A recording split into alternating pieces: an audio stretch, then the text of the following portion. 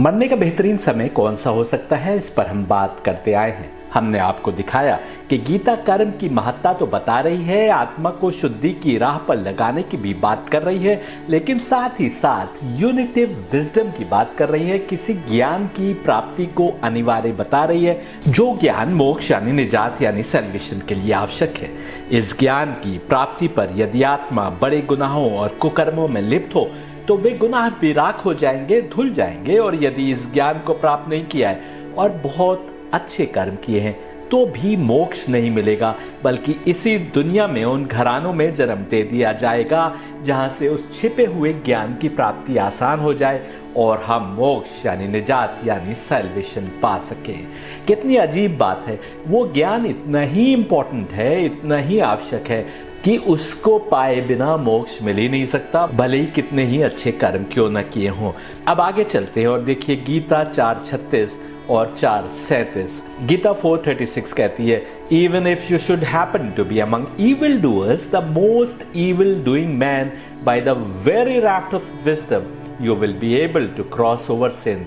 Just as fire when kindled reduces to ashes the fuel, O Arjun, likewise the fire of wisdom reduces all works to ashes. साफ कहा जा रहा है कि सबसे बुरे कर्म करने वाला व्यक्ति भी यदि विजडम की प्राप्ति कर ले, यानी उस सत्य मार्ग की पहचान कर ले जो दिव्य आत्माओं यानी नूरानी रूहों के मार्ग से परमात्मा तक पहुंचाता है, तो वो व्यक्ति तमाम गुनाहों से ऐसे निकल जाता है जैसे कोई किश्ती दरिया पर से तैरती हुई निकल जाती है। और ऐसे इंसान के तमाम कर्म इस ज्ञान की रोशनी में जलकर राख हो जाते हैं।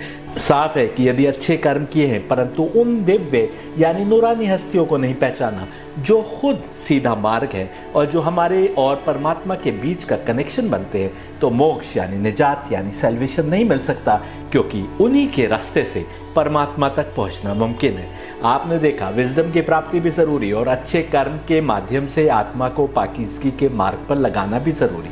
अवतार मोहम्मद भी शायद यही बताना चाह रहे थे जब उन्होंने हदीस बयान की, I leave behind me amidst you two weighty, that is very important things, the book of God, that is the Quran, and my Ahlul Bayt. Should ye be attached to these two, never shall ye get astray, and never shall these two be separated from one another until they meet me at the spring of Kausar, that is in paradise. ये हदीस तफसीर कबीर में, तफसीर दुर्र मंसूर में और किताबों में, जिनमें सही तिरमिजी, इब्न लसीर और बहुत सारी हदीसों की किताबें शामिल है, सब में मौजूद है। इसका अनुवाद देखिए, मैं तुम्हारे बीच दो बहुत ही महत्वपूर्ण यानी भारी भरकम चीज़ें छोड़े जा रहा हूँ, एक अल्लाह की किताब यानी कुरान और दूसरे मेरे अहलुल बैत। यदि इनसे जुड़ाव बनाए रखोगे तो कभी गुमराह ना होगे, यहाँ तक कि मुझसे आबे कौसर पर मिलोगे, यानी स्वर्ग के बेहतरीन मकाम पर मुझसे मिलोगे। गीता 4:36 में विजडम के माध्यम से गुनाहों के दरिया को पार करने की बात हुई है और विजडम उन दिव्य आत्माओं यानी नूरानी रूहों की पहचान है जो हमारे और परमात्मा के दरमियान का लिंक है। तो पैगंबर मोहम्मद ने अहलुल बैत को सफीने निजात बताया है, यानी मोक्ष यानी निजात यानी सैल्वेशन तक ले जाने वाली किश्ती। अहलुल बैत अरबी भाषा का शब्द है। अहल का अर्थ हुआ वाले या वालिया और बैत का अर्थ हुआ घर। शब्द अहलुल बैत का अर्थ हुआ घर के लोग। वेद में दिव्य आत्माओं के पाक तत्वों से बनाए जाने की बात हुई है, तो कुरान भी अहलुल बैत की मुकम्मल पाकीज़गी की गारंटी ले रहा है। जब मोहम्मद के मुख से कुरान में परमात्मा कहता है, Quran 33:33, Allah intends to keep you removed from all impurity O Ahlul Bait and to purify you with extensive और परफेक्ट प्यूरिफिकेशन। इस आयत का अर्थ हुआ कि अल्लाह का इरादा यह है कि आपको दूर रखे हर बुराई से अहलुल बैत और आपको पाक रखे ऐसे जैसे मुकम्मल पाकीज़गी होती है। कुरान के माध्यम से परमात्मा ने यदि एक से अधिक कुछ हस्तियों को अहलुल बैत की श्रेणी में रखते हुए अहलुल बैत की मुकम्मल पाकीज़गी की घोषणा की थी, तो मुसलमानों को चाहिए था कि दिन रात एक कर देते इस जुस्तजू और खोज में कि जान सके कि अहलुल बैत कौन है, उनका रुतबा क्या है, क्यों आखिर उनको इतनी अहमियत दी गई है। लेकिन जैसा मैंने पहले कहा, जुल्मत का काम ही ये है कि दिव्य आत्माओं यानी नूरानी रूहों के मार्ग से हमको गुमराह कर दे, क्योंकि इनकी पहचान ही विजडम की प्राप्ति कहलाती है और इनके मार्ग पर ही मोक्ष यानी निजात यानी सैल्वेशन है। जैसा कि पैगंबर मोहम्मद की एक हदीस भी बयान कर रही है, जिसमें वो कहते हैं कि अहलुल बैत नूह की किश्ती के समान है, जो उस पर सवार हुआ उसने निजात पाई, यानी मोक्ष यानी सैल्वेशन पाया, और जिसने उससे किनारा कशी की वो गर्क हुआ यानी डूब गया। कुरान के अधिकांश अनुवादकों ने आयत 33-33 के मानी के तौर पर people of the house hold यानी मोहम्मद के घर के लोग लिखा है। मुसलमानों के कुरान के अधिकतर अनुवाद अहलुल बैत का अर्थ मोहम्मद के घर के लोग ही बताते हैं। सवाल ये उठता है कि यदि अहलुल बैत का अर्थ हुआ मोहम्मद के घर के लोग, तो फिर क्या मोहम्मद स्वयं इस आयत में शामिल नहीं है? यानी क्या परमात्मा मोहम्मद के घर वालों को तो पाक रखने का इरादा किए, लेकिन स्वयं मोहम्मद को पाक करने या पाक रखने का उसका इरादा नहीं है। इस आयत में सबसे बेहतरीन लोगों की बात हो रही है, जिनके लिए परमात्मा स्वयं इरादा किए है कि उनसे बुराइयों को दूर रखे और उन्हें पाक रखे, जैसे कि मुकम्मल पाकीज़गी होती है। यदि मोहम्मद स्वयं इसमें शामिल नहीं है, तो फिर क्या इसका अर्थ ये हुआ कि कुछ लोग पाकीज़गी में पैगंबर मोहम्मद से बेहतर है, क्योंकि इनकी पाकीज़गी की तो अल्लाह ने गारंटी ले ली, लेकिन पैगंबर मोहम्मद की पाकीज़गी की गारंटी नहीं ली। याद रखिए, जब ट्रांसलेशन गलत हो तो कहीं ना कहीं फेल करता है। यदि इस आयत को पैगंबर मोहम्मद के घर के लोग के रूप में अनुवाद करते हैं, जैसा कि अधिकतर अनुवादक करते हैं, तो फिर ये आयत कुरान की एक और आयत के विपरीत बात करती नजर आती है, जिसमें पैगंबर मोहम्मद की 2 पत्नियों के लिए कहा जा रहा है कि उनके दिल टेढ़े हैं, उन्होंने गुनाह किया है और उनसे तौबा करने की बात हो रही है। भले ही शरीक तौर पर गुनाह किया और अल्लाह ने माफ कर दिया, परंतु मुकम्मल पाकीज़गी की जब बात कुरान कर रहा है तो उसमें तो शरीक तौर पर किए गए गुनाह की गुंजाइश भी नहीं। ऐसा इसलिए क्योंकि पाकीज़गी की गारंटी लेने वाला हम में आप में से कोई नहीं है, बल्कि परमात्मा है जो कुरान के माध्यम से बात कर रहा है। मेरी किताब वन गॉड वन रिलीजन के दूसरे भाग में मैंने उन हदीसों का उल्लेख किया है जो बताती हैं कि ये आयत कब अवतरित हुई। एक तो नहीं बल्कि सही बुखारी, सही मुस्लिम समेत दर्जनों हदीस की किताबें बताती हैं कि जब ये आयत अवतरित हुई तो उस समय पैगंबर मोहम्मद ने कुछ ऐसा किया कि हर जमाने का इंसान जान ले कि अहलुल बैत के दायरे में स्वयं पैगंबर मोहम्मद तो मुख्य स्तंभ के रूप में आते ही हैं, बल्कि उनकी बेटी फातिमा के पति अली, इन दोनों के पुत्र हसन और हुसैन भी आते हैं। 5 हस्तियां चादर के नीचे जमा हुई, तब यह आयत अवतरित हुई। इन 5 हस्तियों को मुसलमान पंजतन कहते हैं, यानी 5 शरीर, और इनकी बड़ी कदर करते हैं, इन्हें स्वर्ग का मालिक तक मानते हैं। लेकिन पंजतन में मोहम्मद भी हैं, ऐसा नहीं है कि मोहम्मद इन 5 में नहीं है, जैसा कि कुरान के अधिकतर अनुवादकों के अनुवाद से जाहिर होता है जब वे कुरान में आए शब्द अहलुल बैत का अनुवाद मोहम्मद के घर के लोग करते हैं। इस मौके पर मैं छंदोग्या उपनिषद का वह छंद सामने रखता चला आया हूँ जिसमें किन्हीं 5 हस्तियों के स्वर्ग का मालिक होने की बात हो रही है। जिस प्रकार मुसलमानों ने जानने की कोशिश नहीं की कि अहलुल बैत कौन है जिनकी परफेक्ट प्योरिटी की कुरान गवाही दे रहा है, हिंदुओं ने भी जानने की कोशिश नहीं की कि वे 5 हस्तियां कौन हैं जो स्वर्ग की मालिक हैं, जबकि साफ साफ सिर्फ छंदोग्या उपनिषद में नहीं बल्कि और भी कुछ उपनिषद में इसी प्रकार की बात हो रही है। ऐसा इसलिए क्योंकि इसी पद से बहकाकर तो मोक्ष यानी निजात यानी सैल्वेशन के दरवाजे बंद होते हैं। जब उनको ही नहीं पहचानोगे जो स्वर्ग के मालिक है, तो फिर स्वर्ग में कैसे दाखला मिलेगा? देखिए 3:13-6 Chandogya Upanishad, they indeed who are these 5 persons of Brahman, that is the absolute God, are the doorkeepers of the heavenly world. He who thus knows these 5 persons of Brahman as the doorkeepers of the heavenly world, a hero is born in his family. He who knows thus these 5 persons of Brahman as the doorkeepers of the heavenly world attains the heavenly world. हमने अभी आपको हदीस सुनाई जिसमें पैगंबर मोहम्मद कह रहे हैं कि मैं तुम्हारे बीच 2 ग्रा कद्र भारी भरकम चीजें छोड़कर जा रहा हूं, यदि उनको थामे रहोगे तो कभी गुमराह नहीं होगे, यहाँ तक कि मुझसे स्वर्ग पर आकर मिलो। जिससे साबित होता है कि पैगंबर मोहम्मद का स्वर्ग में कोई रोल है, और पैगंबर मोहम्मद की स्वयं की हदीसें अली को स्वर्ग के मर्दों का सरदार, फातिमा को स्वर्ग की औरतों का सरदार और हसन और हुसैन को स्वर्ग के नौजवानों का सरदार बता रही हैं। तो 5 हस्तियों की बात छंदोग्या उपनिषद कर रहा है जो स्वर्ग की मालिक है, और इधर कोई कह रहा है, यानी पैगंबर मोहम्मद के मुंह से उन हस्तियों को पहचानवाया जा रहा है जो चादर के नीचे आई कि ये स्वर्ग की मालिक है, इनका बड़ा रोल है इस सृष्टि में और डिवाइन क्रिएशन प्लान में। यहाँ बहुत ही रोचक बात बताना आवश्यक है। वेद और उपनिषदों में परमात्मा द्वारा क्रिएट किए गए एक नोट से 7 दिव्य आत्माओं के क्रिएशन की बात हुई, जिसमें एक देवी है। हम दिखाते आए हैं कि मोक्ष यानी निजात यानी सैल्वेशन की जिम्मेदार यही 7 डिवाइन हस्तियां हैं। ईसाई किताबों में 7 रूहों को जमीन पर आने की बात की गई है, जो उन किताबों के अनुसार आज भी इसी दुनिया में है। लेकिन छंदोग्य उपनिषद ब्राह्मण की 5 हस्तियों को स्वर्ग का मालिक बता रहा है, और मुसलमान भी पंचेतन में 5 ही हस्तियों को सबसे बेहतरीन हस्तियों के रूप में पहचानते हैं और मानते हैं कि अल्लाह ने उन्हें ये रुतबा अता किया है। वेद और उपनिषद में हमें 5 का उल्लेख मिलता है, तो जगह जगह 7 का उल्लेख भी मिलता है, और कई स्थानों पर मनु के 14 होने का भी उल्लेख मिलता है। लेकिन मुसलमानों में 7 का उल्लेख कहाँ है?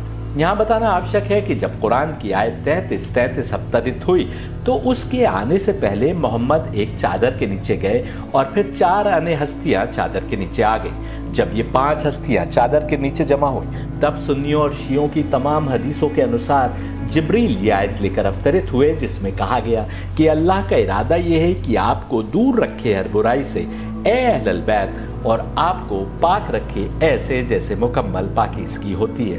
कुछ हदीसों में यहाँ तक उल्लेख है कि पैगंबर मोहम्मद की एक पत्नी ने इस चादर के नीचे आने की अनुमति चाही, तो पैगंबर मोहम्मद ने ये कहते हुए मना कर दिया कि तुम इस चादर के नीचे नहीं आ सकती, हालांकि तुम खैर पर हो, यानी तुम सही मार्ग पर चलने वालों में से हो। कुछ अन्य हदीसों में स्वयं पैगंबर मोहम्मद की एक दूसरी पत्नी आयशा गवाही देती हैं कि वे चादर के नीचे जमा होने वाली हस्तियों में से नहीं हैं। समझना जरूरी है कि यदि पैगंबर मोहम्मद स्वयं चादर के नीचे नहीं आते और फिर कुछ और हस्तियों को चादर के नीचे जमा न करते, तो आज तक हम नहीं समझ सकते थे कि अहलुल बैत में कौन कौन हस्तियां आती हैं। देखने में ये बहुत ही अजीब कर्म था जो उन्होंने किया, परंतु जब हम आगे देखेंगे कि उपनिषद भी इस कर्म की भविष्यवाणी करता दिखाई दे रहा है, तब हमें समझ में आएगा कि क्यों पैगंबर मोहम्मद ने ऐसा किया। चादर के नीचे 5 हस्तियों के जमा होने से और फिर जिब्रील के उस चादर के अंदर आकर आयत बयान करने से न केवल उन डिवाइन हस्तियों की पहचान एकदम साफ हो गई, जिनके शरीर में मौजूद नूरानी रूह को पाक रखने की परमात्मा कुरान में गारंटी ले रहा है, बल्कि ये भी साफ हो गया कि कुछ ना कुछ तो है कि ये हस्तियां आम इंसानों से जुदा हैं। एक और महत्वपूर्ण पॉइंट समझना आवश्यक है। हालांकि दुनिया ने देखा कि चादर के नीचे जो हस्तियां जमा थीं, जिनके जमा होने पर कुरान की आयत अवतरित हुई, जो उन हस्तियों की मुकम्मल पाकीज़गी की गारंटी ले रही थी, वे 5 ही हस्तियां थी, यानी फातिमा, उनके पिता मोहम्मद, उनके पति अली और उनके पुत्र हसन और हुसैन। लेकिन वेद और उपनिषद जब पाक तत्वों से कुछ डिवाइन हस्तियों के क्रिएशन की बात कर रहे हैं, तो 7 दिव्यात्माओं के क्रिएशन की बात कर रहे हैं, जिनमें एक देवी है। और क्रिश्चियन स्क्रिप्चर्स भी 7 स्पिरिट्स के ही जमीन पर आने की बात कर रहे हैं। देखिए मुंडक उपनिषद क्या कह रहा है। The 7 moving tongues of fire, the black, the terrific, the swift as mind, the very red, the very smoky colour, the spark blazing, the all shape Devi. 7 दिव्य आत्माओं यानी नूरानी रूहों में से एक के देवी होने की बात उपनिषद कर रहा है, तो साफ है कि अन्य 6 देव है, मैस्कुलिन है। हम साबित करते आए हैं कि कलयुग के अंत में अरब में यदि कुछ अलग हुआ, तो वो ये कि 7 दिव्य आत्माएं यानी नूरानी रूहें यानी होली स्पिरिट्स जो दुनिया के विभिन्न इलाकों में तब से पाक किए गए शरीरों को ऑफिस बनाकर इंसान को हिदायत देने के लिए आती रही थी पहले के ज़मानों में, वो एक के बाद एक 14 शरीरों में अवतरित हुई, ताकि दुनिया के समाप्त होने से पहले एक आखिरी बार इंसान की हिदायत की जा सके, ताकि वो जुल्म को किनारे करके, जुल्म को पछाड़कर हक के रास्ते पर आगे आ जाए। ऋग्वेद ने भी इसकी भविष्यवाणी की थी, जिसका उल्लेख मैं अपने लेक्चर इस्लाम और सनातन टर्म्स एक्सप्लेन पार्ट 3 में कर चुका हूँ। यदि कुरान की आयत आने पर चादर के नीचे केवल 5 ही हस्तियां मौजूद थीं और उपनिषद 7 दिव्य आत्माओं यानी नूरानी रूहों की बात कर रहा है, तो फिर ये कैसे साबित हो सकता है कि जिन 7 दिव्य आत्माओं का उल्लेख वेद और उपनिषद कर रहे हैं, वही 7 दिव्य आत्माएं मानव शरीर में अवतरित हुई तो अहलुल बैत कहलाए। रोचक और गौर करने की बात यह है कि हदीस किसा नाम की इस हदीस में जिब्रील और परमात्मा के बीच वार्तालाप का भी उल्लेख है, जिसमें परमात्मा फरिश्ते जिब्रील से कहता है कि इस चादर के नीचे फातिमा है, उनके पति है और उनके पुत्र हैं। तब जिब्रील परमात्मा से अनुमति मांगते हैं कि क्या वे इस चादर के नीचे जाकर कुरान की आयत सुना दें। अरबी के स्कॉलर्स जानते हैं कि हदीस में जो सीगा प्रयोग हुआ है, जो टेंस प्रयोग हुई है, जो चादर के नीचे फातिमा, उनके पिता मोहम्मद, उनके पति अली और इन दोनों पुत्रों की बात करता है, वो 2 पुत्रों की बात नहीं कर रहा, बल्कि 2 से अधिक पुत्रों की बात करने वाला सीगा है।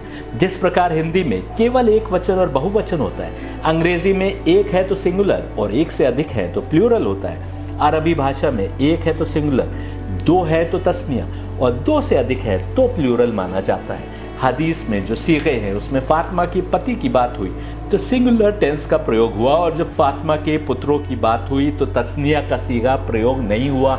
हालांकि 2 ही पुत्र हसन और हुसैन चादर के नीचे थे, बल्कि 2 से अधिक का सीगा प्रयोग हुआ। 2 से अधिक पुत्रों का उल्लेख करने वाले सीगे का प्रयोग बताता है कि 2 और पुत्रों का भी जन्म नहीं हुआ था और वो गर्भ में थे, लेकिन अहलुल बैत दरअसल वही 7 दिव्य आत्माएं यानी नूरानी रूहें हैं जो परमात्मा यानी विष्णु से क्रिएट हुए ब्रह्मा के विभाजन से बनी थी, और जिस प्रोसेस का उल्लेख हमको बृहदारण्यक, पिंगल और अनेक उपनिषदों में मिलता है। इन 7 हस्तियों का उल्लेख विष्णु पुराण में बहुत ही विस्तार से हुआ है और साफ बताया जा रहा है कि इनका ब्रह्मा से और फिर विष्णु से क्या रिश्ता है, और दूसरी ओर बताया जा रहा है कि सारी सृष्टि इनकी कुदरत या ताकत के अंदर है। यानी ये हस्तियां इतनी विशाल है कि पहाड़, नदी और हम सब उस ब्रह्मांड यानी ब्रह्मा के अंडे के अंदर हैं, जो इन शक्तियों से ही बनता है। तमाम सृष्टि की ये मालिक इसलिए है क्योंकि ब्रह्मांड इन शक्तियों के आपसी मिलाप से ही बना है। समझने की बात यह है कि 7 दिव्यात्माएं जिनमें से एक देवी है ब्रह्मा की दिव्यात्मा के विभाजन से क्रिएट हुए, लेकिन ये सृष्टि के मालिक ही नहीं, सृष्टि ही इनकी ताकत के अंदर है। मैत्रेय उपनिषद कहता है, verily in the beginning Prajapati stood alone, he had no happiness being alone, then meditating on himself he created numerous offspring. ये न्यूमरस ऑफस्प्रिंग होने के बाद ब्रह्मा की एक दिव्यात्मा 7 दिव्यात्माओं में विभाजित हो गई, जिनमें एक देवी थी। मैं ये भी बताता आया हूँ कि मुसलमानों के दरमियान आदम के क्रिएशन के पहले के बहुतेरे राज बताए गए, जो आज भी अनेक किताबों में मौजूद है, लेकिन मुसलमानों ने उन राजों को सही नहीं माना, उनको नकार दिया, अपनी समझ से जानते बूझते उनको नकार दिया और इसलिए उनका उल्लेख नहीं करते हैं। वरना किताबों में बहुत सी ऐसी बातें मौजूद हैं जो उसी क्रिएशन प्लान की तरफ इशारा कर रही है जो उपनिषद और वेद बता रहे हैं। यदि मुसलमानों को बताए गए वो राज जो आज भी अनेक किताबों में इधर उधर बिखरे पड़े हैं सामने आ जाए, तो साफ हो जाएगा कि वेद जिन देवताओं का बड़ा रोल बता रहे थे वही मानव शरीर में एक साथ आए तो अहलुल बैत कहलाए। ब्रह्मा के क्रिएशन की बात हुई तो मुसलमानों ने उसको नूर मोहम्मदी कहा, यानी मोहम्मद का नूर, और इसके अलावा कुछ नहीं। जबकि वेद और उपनिषद बता रहे थे कि ब्रह्मा का नूर 2 में विभाजित हुआ तो प्रजापति और बृहस्पति कहलाए, फिर 2 में से एक का टुकड़ा पहले के 2 में से दूसरे से जुड़ा तो ये शिव और शक्ति का मिलन था, जिसके बाद 2 और देवता क्रिएट हुए जिनको अश्विन या अश्विनों कहा गया क्योंकि ये दोनों एक समान थे, और यही वे 5 हस्तियां हैं जिनके कारण सारी सृष्टि जिसमें सूरज, चंद्रमा, धरती, आकाश सब शामिल है वजूद में आई। कई उपनिषदों में सृष्टि के प्रारंभ में हुए ब्रह्मा की दिव्यात्मा के विभाजन का उल्लेख हमें मिल जाएगा। अंत में इन्हें 7 या 14 बताया गया, जिनमें एक देवी है। इधर पैगंबर मोहम्मद की बताई हदीस भी मौजूद है जो कहती है, I and Ali were both created from one and the same नूर that is the divine light 4000 years before Adam was created. Brahma नामी दिव्यात्मा के प्रजापति और बृहस्पति में विभाजित होने की बात यदि वेद और उपनिषद कर रहे हैं तो मोहम्मद भी कह रहे हैं कि एक खुदाई नूर 2 में विभाजित हुआ, वो भी आदम की पैदाइश से हजारों वर्ष पहले। रोचक बात यह है कि जब चादर के नीचे 5 हस्तियां जमा हुई और जैसा हमने दिखाया कि अरबी का सीगा बता रहा है कि वे 5 से अधिक हस्तियां थी, परंतु क्योंकि अन्य 2 दिव्य आत्माएं उस समय तक मानव शरीर में नहीं आई थी, इसलिए हमारी नजरों में केवल 5 ही चादर के नीचे जमा दिखाई दे रही थी। जहां वेद और उपनिषद दिव्यात्माओं के क्रिएशन के बाद सारी सृष्टि के क्रिएशन की बात करते हैं, उसी प्रकार हदीस किस्सा भी इन 5 हस्तियों के लिए कहती है कि जिब्रील ने चादर के बाहर आकर मोहम्मद से परमात्मा का पैगाम सुनाया और उनसे चादर के अंदर दाखिल होने की अनुमति मांगी ताकि वे 5 में छठे हो जाएं। जिब्रील ने कहा, peace be on you o prophet of Allah, the all highest conveys his peace on you and his salutation and has sworn by his honor and glory that he has not created the erected sky, the spread earth, the illuminated moon, the bright sun, the rotating universe, the flowing seas and the sailing ships, but For your sake and your love, God has given me permission to enter the vestment with you. Do you also give me permission, O Prophet of Allah? इतनी बड़ी बात भला कोई कह सकता है? यही कारण है कि अनेक मुसलमान इस हदीस को लेकर अचरज में पड़ जाते हैं और बहुतेरे इसको नकार देते। परंतु यदि वेद और उपनिषद पढ़े होते तो न केवल इन जैसी अनेक हदीसों को सही माना होता, बल्कि इन हस्तियों के सही रोल को जो उनके बीच आई समझ लिया होता। जब हदीस किस्सा में चादर के नीचे जमा हस्तियों को पहचानवाया गया तो क्योंकि उस समय तक केवल 5 ही दिव्य आत्माएं मानव शरीर में आई थीं, इसलिए चादर के नीचे तो हमें 5 ही दिखाई दी। लेकिन हदीस के शब्दों से साफ था कि ये 5 से अधिक है, क्योंकि अरबी भाषा का सीगा फातिमा और अली के 2 पुत्रों की बात न करते हुए 2 से अधिक पुत्रों का उल्लेख करता है। 2 और दिव्य आत्माओं यानी नूरानी रूहों का भी मानव शरीर में आना बाकी था, और इस प्रकार हम पाते हैं कि ये 7 दिव्य आत्माएं यानी नूरानी रूहें थी जो अंतिम जमाने में 14 शरीर में आई, तब अहलुल बैत कहलाई। यही समझाने के लिए बृहदारण्यक उपनिषद ने एक उल्टे रखे कटोरे के अंदर 7 हस्तियों को दिखाया, जिसके अंदर तमाम सृष्टि समाई है। देखिए Brihadaranyaka Upanishad 2:5-3। On this there is the following verse. There is a bowl with its mouth below and bottom up. In it is placed the glory of manifold forms. On its rim sits 7 seers and speech, that is Gabriel, as the 8th communicates with Brahman. What is called the bowl with its mouth below and bottom up is the head, for it is the bowl with its mouth below and bottom up. In it is placed the glory of manifold forms. Prans, that is Atmas, verily are where the glory of manifold forms is placed. Thus he says Atmas. On its rim sits 7 seers. Verily, the Atmas are the seers. Thus he says Atmas. Speech as the 8th communicates with Brahman, for speech as an 8th communicates with Brahman. और फिर बृहदारण्यक उपनिषद 2:5-4 कहता है, These 2 here are Gautam and Bhardwaj. This is Gautam and this is Bhardwaj. These 2 here are Vishwamitra and Jamadagni. This is Vishwamitra and this is Jamadagni. These 2 here are Vashisht and Kashyap. This is Vashisht, this is Kashyap. The tongue is Atri, for by the tongue food is eaten. Verily, eating is the same as the name Atri. He who knows this becomes the eater of everything. Everything becomes his food. उपनिषद के जो जानकार मेरे तर्क को सही नहीं मानेंगे और नकार देंगे, वे समझाएं कि बृहदारण्यक उपनिषद में क्या बात हो रही है। दरअसल इन 7 दिव्य आत्माओं यानी नूरानी रूहों को इतने सारे नामों से याद किया गया है कि उपनिषद के जानकारों का कंफ्यूज हो जाना समझ में आता है। एक बात जो साफ हो रही है वो ये कि स्पीच का उपनिषदों में जहां जहां उपयोग हुआ है वो जिब्रील के लिए उपयोग हुआ है। सप्त ऋषियों की बात गीता ने भी की है और हम नहीं समझ पाए कि किन हस्तियों की बात हो रही है। सप्त ऋषि दरअसल आत्मा है, द आत्माज आर द सीयर्स, बिल्कुल साफ कहा जा रहा है उपनिषद में। परंतु ये राज भी कैसे समझ आता जब तक कि हदीस किस्सा ना सुनियो। इसके अतिरिक्त इस उपनिषद में सप्त ऋषियों यानी 7 हस्तियों का ब्राह्मण यानी अल्लाह से रिश्ता साफ दिखाई दे रहा है। आप स्वयं देख सकते हैं कि जहाँ सप्त ऋषियों की बात हो रही है वहीं ब्राह्मण यानी अल्लाह की भी बात हो रही है। ब्रह्मा नाम की दिव्य आत्मा जो विष्णु यानी परमात्मा से क्रिएट हुई थी, उस एक दिव्य आत्मा से बनी इन 7 दिव्य आत्माओं यानी देवताओं का आपस में क्या रिश्ता है, ये हम विष्णु पुराण के इस उल्लेख में देख सकते हैं।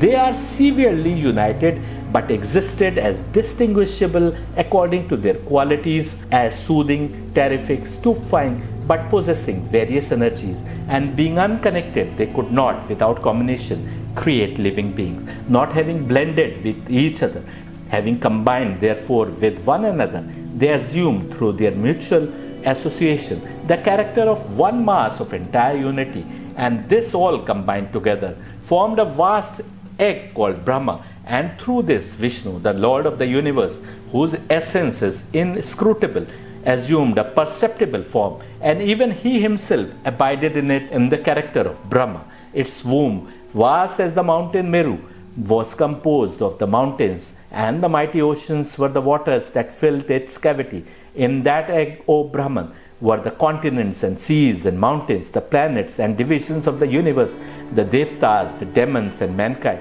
And this egg was externally invested by 7 natural envelopes, and by the 3-folded embodied soul, and the 10-fold divinities. Next came the principle of intelligence of Mahat, and finally the whole was surrounded by the indiscrete principle, resembling thus the coconut, filled interiorly with pulp and exteriorly covered by husk and rind. साफ कहा जा रहा है कि वे 7 शक्तियां अपनी अपनी quality के कारण पहचानी जा सकती हैं, लेकिन फिर भी एक ही है। इनको विभिन्न ताकतें दी गई हैं, जैसे किसी को वर्षा का मालिक बनाया तो किसी को मौत और जिंदगी देने का, किसी को पुत्र पुत्रियां देने का और किसी को दौलत देने का। ये शक्तियां जब आपस में मिलती हैं तो विभिन्न रूप में जीवन क्रिएट होता है। ये शक्तियां जब एक होती हैं तो ब्रह्मा कहलाती हैं। आप पुराण के उल्लेख में देख सकते हैं कि कैसे इनकी उत्पत्ति विष्णु से हुई। तमाम महाद्वीप, समुद्र और पहाड़, ग्रह और सृष्टि के हिस्से, देवता, असुर और इंसान इन्हीं दिव्य आत्माओं से पैदा होते हैं। यही 7 दिव्य आत्माएं जब तप से पाक किए गए किसी शरीर को अपने ऑफिस के रूप में चुनती हैं ताकि उस शरीर के माध्यम से इंसान को हिदायत दी जा सके, तो वह अवतार कहलाता है। यही कारण है कि एक उपनिषद में कहा गया कि बतौर दिव्य आत्मा वे असीम शक्ति की मालिक है, परंतु मैनिफेस्ट नेचर में, यानी जब वे शक्तियां मानव शरीर को चुनती हैं तो उनकी ताकत सीमित होती है। केवल विष्णु पुराण के इस उल्लेख से मुसलमान समझ सकते हैं कि क्यों हदीसे किस्सा में चादर के नीचे जमा हस्तियों के लिए अल्लाह की ओर से कहा गया कि ये आसमान, ये फैली हुई पृथ्वी, ये चमकता हुआ चंद्रमा, रोशन सूरज, घूमती हुई सृष्टि, बहते हुए समुद्र और उसमें तैरती हुई किश्तियां इन्हीं अहल बैत के कारण और इनकी मोहब्बत में क्रिएट की गई। विष्णु पुराण में कहा गया है कि they are severely united but existed as distinguishable according to their qualities. दूसरी ओर हम पैगंबर मोहम्मद को कहते पाते हैं कि the first is Muhammad, the last is Muhammad, the middle is Muhammad, all are Muhammad. साफ है कि जैसा कि पुराण कह रहा है कि वे भिन्न है परंतु फिर भी एक है, उसी प्रकार विभिन्न हस्तियों के लिए मोहम्मद कहते नजर आते हैं कि पहला भी मोहम्मद, आखिरी भी मोहम्मद, बीच वाला भी मोहम्मद, सब के सब मोहम्मद, यानी सब के सब भिन्न हस्तियां होने के बावजूद एक है, आपस में जुड़ी हुई हैं। आत्मा एक है, उसका सोर्स एक है, सब मिलकर परमात्मा से जाकर जुड़ जाती है। आप उपनिषद और पुराण के उल्लेख पढ़ते चले जाइए।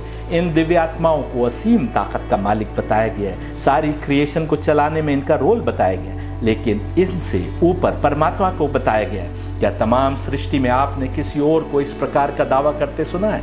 अहल बैत में से एक जाफर सादिक शायद यही बताना चाह रहे थे जब उन्होंने कहा कि तुम हमारे बारे में जितनी बड़ाई सोच सकते हो सोच लो, तुम हमको उससे बड़ा पाओगे।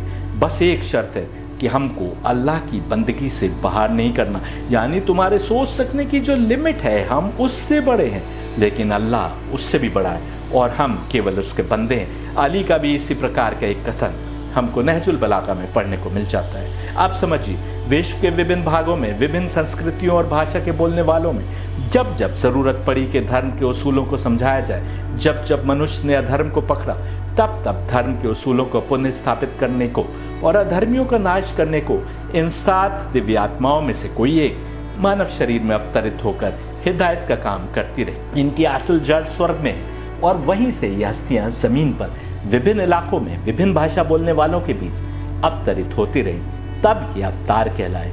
गीता में स्वर्ग की इन हस्तियों के धरती पर आने को इन्वर्टेड ट्री यानी उल्टा पेड़ कहा गया है, यानी जिसकी जड़ें स्वर्ग में और शाखें जमीन पर आती हैं। इस पर मेरा एक लेक्चर है, the inverted tree of Gita के नाम से, जो आप सुन सकते हैं। ये एक बड़ा इवेंट होने वाला था जब ये 7 की 7 दिव्य आत्माएं एक ही स्थान पर एक के बाद एक 14 शरीर यानी जिस्मों में हमारे मार्गदर्शन के लिए अवतरित हों। इस बड़े इवेंट की भविष्यवाणी पहले के हर अवतार ने की थी।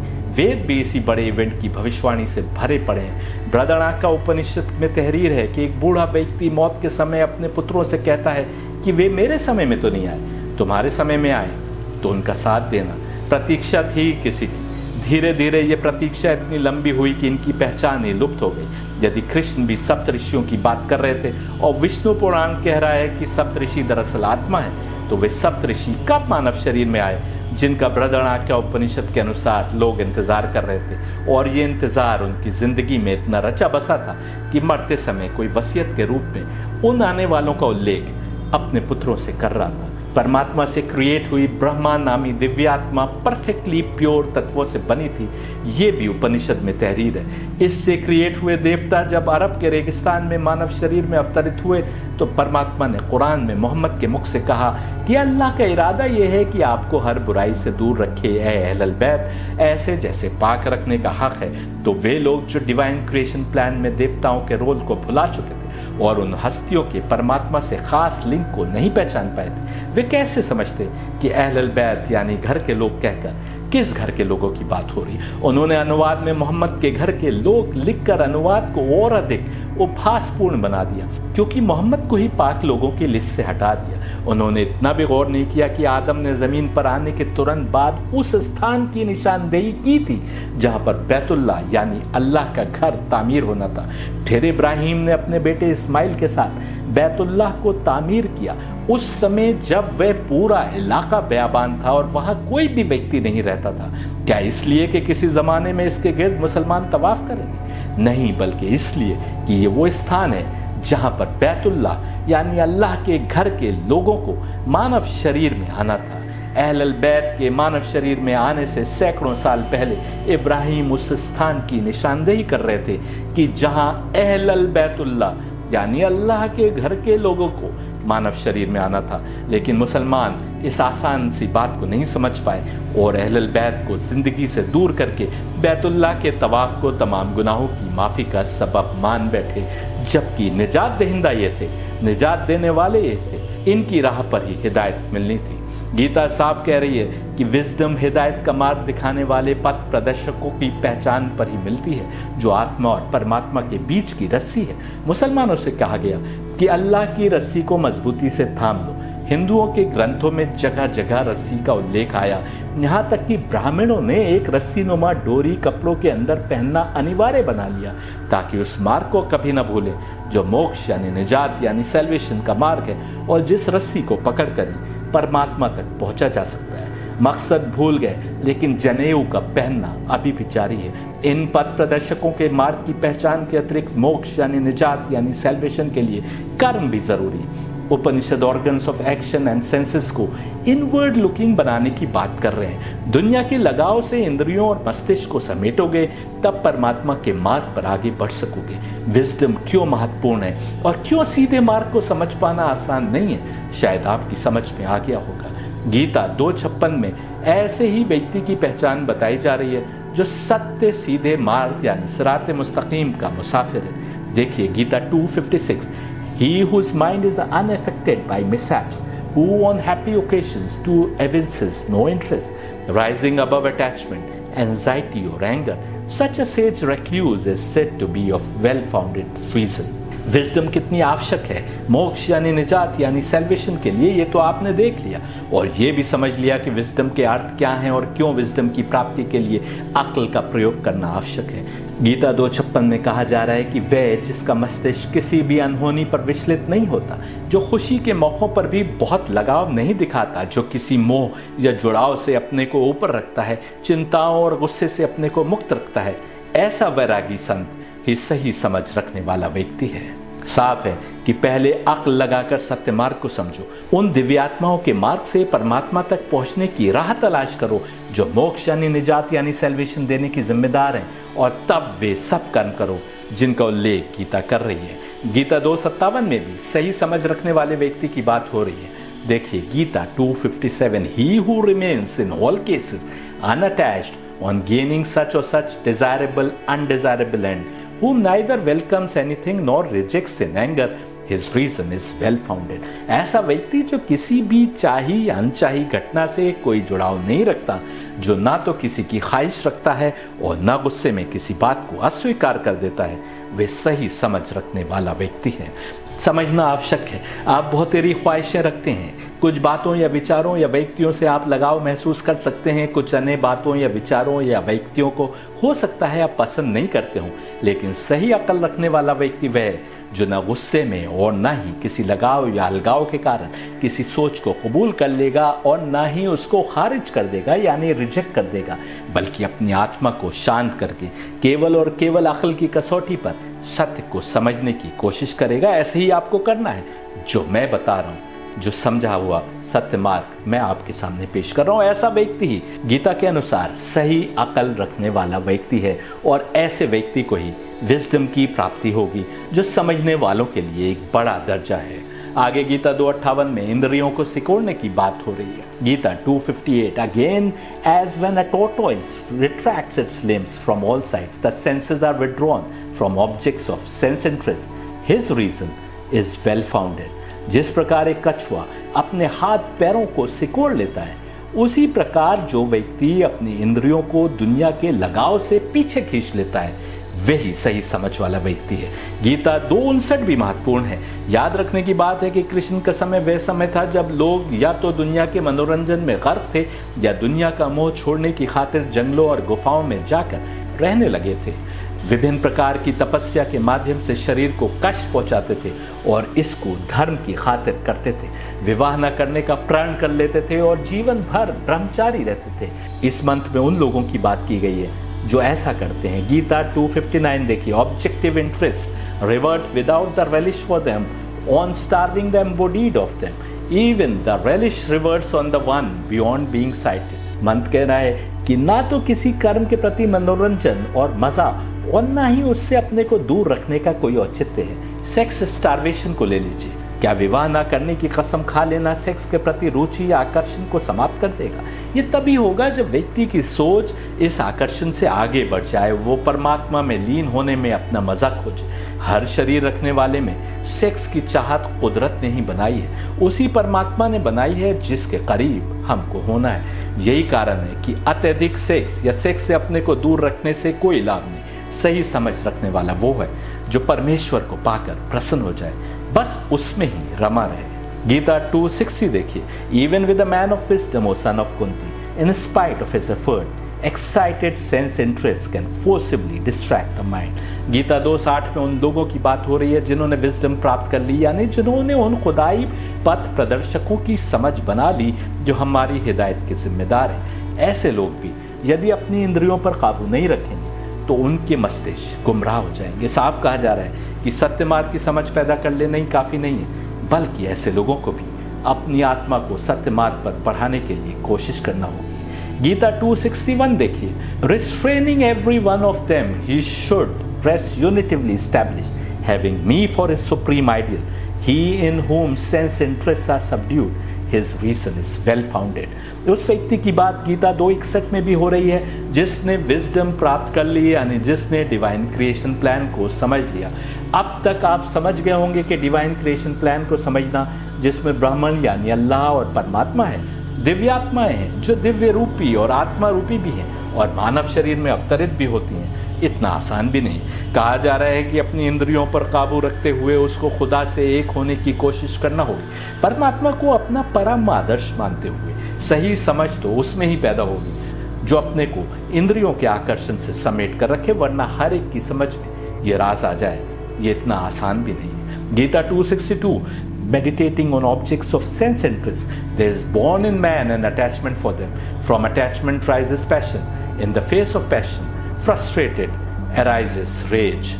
गीता 2:62 में भी उन व्यक्तियों की बात हो रही है जो इंद्रियों के आकर्षण में घिरे रहने से अपनी अकल को नहीं बचा पाते। जैसे कोई कुर्सी की चाहत में, दौलत के लगाव में, औरत के आकर्षण में, ताकत की ख्वाहिश में अपनी अकल को लगाए रखे। ऐसे व्यक्ति को इनसे लगाव पैदा होना स्वाभाविक है। इस लगाव से जोश या जुनून की हालत पैदा होती है और जोश या जुनून से गुस्सा पैदा होता है। गीता 2:63 देखिए, from rage is produce distortion of values and from distortion of values memory lapse, and from memory lapse and from loss of reason he perishes। Gita 2:63 में कहा जा रहा है कि गुस्से से हमारी मान्यताएं बिखर जाती हैं और मान्यताओं के बिखरने से हमारी स्मरण शक्ति, याद रखने की ताकत कमजोर पड़ती है और इससे हमारी समझ खो जाती है। और जब समझ ही खो गई सही और गलत की, तो हम नष्ट हो जाते हैं। गौर करने की बात यह है कि जिस व्यक्ति के लिए कहा जा रहा है कि वह नष्ट हो जाता है, उसका शरीर तो हमें वैसे का वैसे ही दिखता है। वे चलता फिरता है, बात करता है, सब कुछ करता है। सही मार्ग की समझ समाप्त हो जाना, नष्ट हो जाना है। कहने को तो जिंदगी है, लेकिन फिर भी हम नष्ट हो सकते हैं, इसको समझना आवश्यक है। ऐसे व्यक्ति के लिए कुरान कह रहा है कि ये अंधे हैं, गूंगे हैं, बहरे हैं। एक स्थान पर कह रहा है कि ये मरे हुए लोग हैं और कह रहा है कि अब इन तक हिदायत नहीं पहुंच सकती। उधर गीता में कृष्ण के मुख से परमात्मा अर्जुन से कह रहा है कि सामने जो लोग हैं ये मरे हुए हैं और यदि तुम इनको कत्ल करते हो तो केवल एक औपचारिकता होगी कि इनकी आत्मा को इनके शरीर से जुदा कर दोगे। समझिए, आत्मा को जगाना होगा। Organs of action and senses को समेटते हुए आत्मा को पाकीज़गी के मार्ग पर आगे बढ़ाने की कोशिश करना होगी। तब हमारी अकल सत्य को पहचानने के लायक बनेगी। तब हम उस पथ को पा सकेंगे जिस पर मोक्ष यानी निजात यानी सैल्वेशन है।